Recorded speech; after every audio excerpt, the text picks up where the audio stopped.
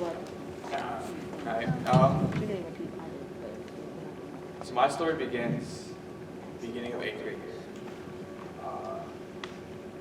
It was like end of summer, almost beginning of school. One day I was at my family and I had recently moved into a new house.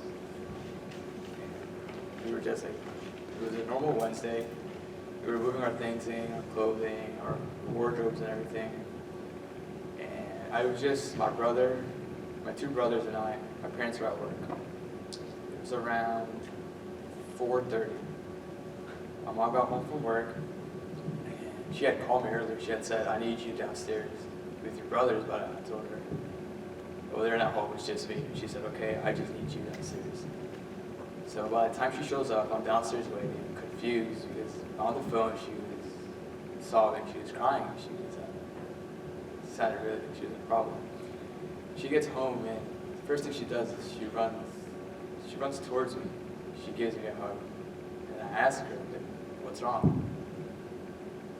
And she says, I need you to sit down. So I sit down. She says, it's your dad. I was like, what's wrong with him? She had said, he was arrested by immigration. Now, all of my family has immigrated from Mexico. Now I'm the only United States citizen. It's very hard. There's a lot of pressure. It's a lot to think about. Every day, I would wake up in fear, wondering if I'll see my parents again, if I'll see my brothers or my other relatives. And I couldn't believe it. I did. I kept on asking her, you're lying, it's not the truth, don't do this. And she said he was arrested with his other co-workers. They were looking for one person, but due to his status, they took him. The next 3 months, I didn't see my father at all. The only way I was able to communicate with him was through the phone, because at that time, I wasn't 16, so I couldn't see him up at the immigration center. It was hard, because there would be nights where I could hear my brother crying. And I remember one night, I went into her room, not fully, but I was just standing at the door and she had pictures out of her at her wedding with my dad and the family. And all I could see is her crying and repeating things about him. After those 3 months, he was finally released. And I remember the day I saw him. I had ran towards him. It was the biggest, strongest hug I had ever given someone.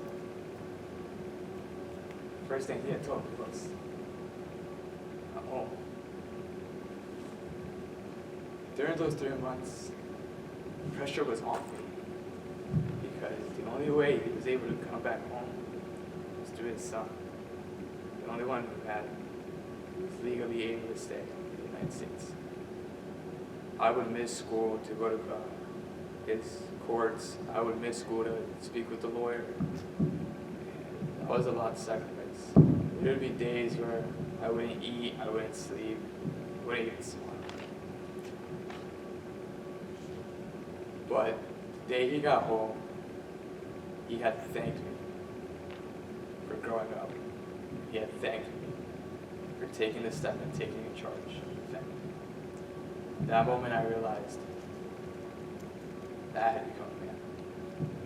A man at 8th grade, maybe what, 13, 14 years old.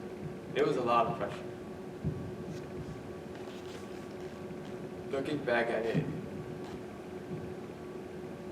those moments meant a lot. Those moments, obviously, will never be forgotten. But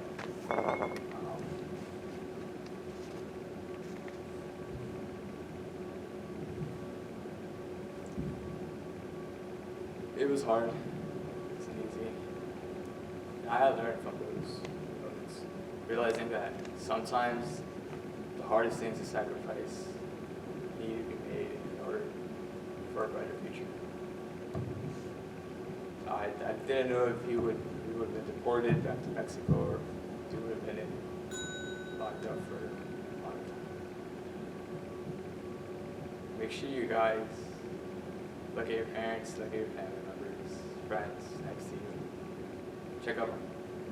You never know if you're going to see them the next day. You never know what they're going through at home, behind the doors, nonsense.